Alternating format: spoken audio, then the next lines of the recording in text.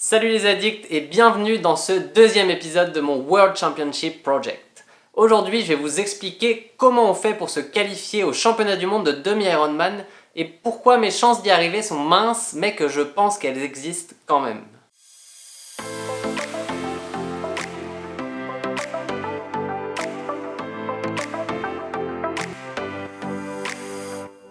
Dans la première vidéo introduisant le projet, je vous disais que j'avais un an pour me qualifier au championnat du monde de demi-Ironman à Nice. En fait, la période de qualification vient tout juste de commencer, le 1er juillet 2018, et se refermera le 30 juin 2019. Voilà pour la base. Ça veut dire que j'ai le temps de faire 3 ou 4 courses qualificatives maximum pendant ce laps de temps. Mais la vraie question est ailleurs. Est-ce qu'il faut faire un temps pour se qualifier au championnat du monde de demi-Ironman ou est-ce qu'il faut atteindre un certain classement ? J'ai décortiqué le processus de qualification et je vais vous l'expliquer tout de suite. Enfin, je vais essayer de vous l'expliquer parce que c'est pas si simple que ça. Le principe de base, c'est qu'il faut courir une des 107 courses qualificatives qu'il y a dans le monde. Là, je vous en ai mis 3 exemples. Lake Placid, celle que je vais faire dans 2 mois, le Pays d'Aix en France, Rio de Janeiro en Brésil, et il y en a un peu partout dans le monde comme ça. Ensuite, si on prend l'exemple de Lake Placid, il va y avoir 30 places qualificatives qui sont attribuées à cette course. Parfois, il y a 50 places qualificatives, mais la majeure partie des courses vont en avoir 30. Et là, je vous expliquais comment se répartissent ces 30 places qualificatives.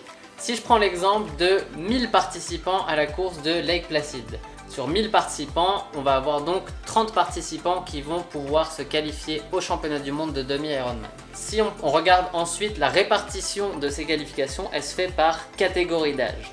Donc par exemple, moi je suis dans la catégorie 30-34 ans. Si on prend l'exemple de 100 personnes qui sont dans cette catégorie, 100 personnes sur les 1000 participants au total, ça fait 10% des participants qui sont des 30-34 ans hommes. 10% de ces 30 places qualificatives, ça donne 3 places qualificatives pour les 30-34 ans. Donc, grosso modo, il faut faire un podium de catégorie pour se qualifier au championnat du monde. Mais attention, ça ne veut pas dire que le podium fonctionne dans toutes les catégories. Je vais prendre un deuxième exemple pour vous montrer ça. Si on regarde par exemple dans la catégorie 60-64 ans, il y a en général un peu moins de monde qui participe. Admettons que dans mon exemple, il y ait 10 personnes de cette catégorie qui finissent la course. 10 sur 1000, ça fait seulement 1% des participants qui sont des 60-64 ans.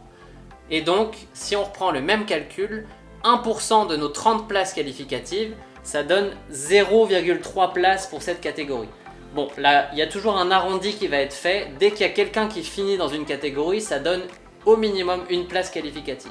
Donc là, dans mon exemple, une place qualificative pour les 60-64 ans. Donc, en gros, il faut terminer premier de cette catégorie pour se qualifier. Bon, en fait, ça paraît complexe au premier abord, mais ce n'est pas si compliqué une fois qu'on a compris le truc. Si maintenant c'est à peu près clair dans les chiffres, ça ne vous dit pas le niveau qu'il faut avoir pour se qualifier.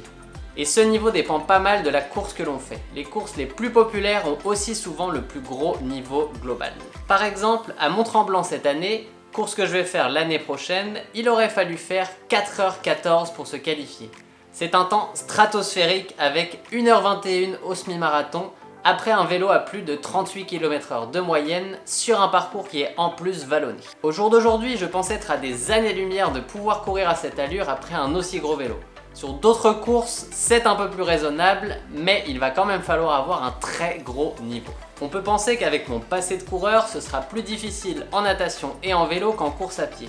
Mais ce n'est pas forcément vrai car la course à pied arrive en dernier. Comme je vous le disais dans ma vidéo sur ce qu'est vraiment un triathlon, vidéo que vous pouvez retrouver ici, courir vite c'est bien, mais courir vite après 90 km de vélo, ça n'a rien à voir. En natation, je veux continuer sur ma lancée. Il y a encore pas mal de vitesse à aller chercher du côté de la technique et de l'endurance musculaire. Et croyez-moi, avec mes grands bras maigres, c'est vraiment pas facile. Mais en attendant, mes bras, c'est du bacon. C'est du bitume. Du bitume. Mes bras, c'est des bidules. C'est des bidons. Mes bras, c'est comme des bidons. À vélo, je travaille fort aussi en ce moment pour développer ma puissance de base. Mon endurance de coureur est très utile car elle me permet d'avoir un cardio super bas, mais dès qu'il s'agit d'écraser les pédales, c'est là que ça se complique. Et en course, c'est comme travailler la deuxième moitié d'un marathon uniquement. Il faut s'entraîner à avoir une foulée efficace même après 3 heures d'effort.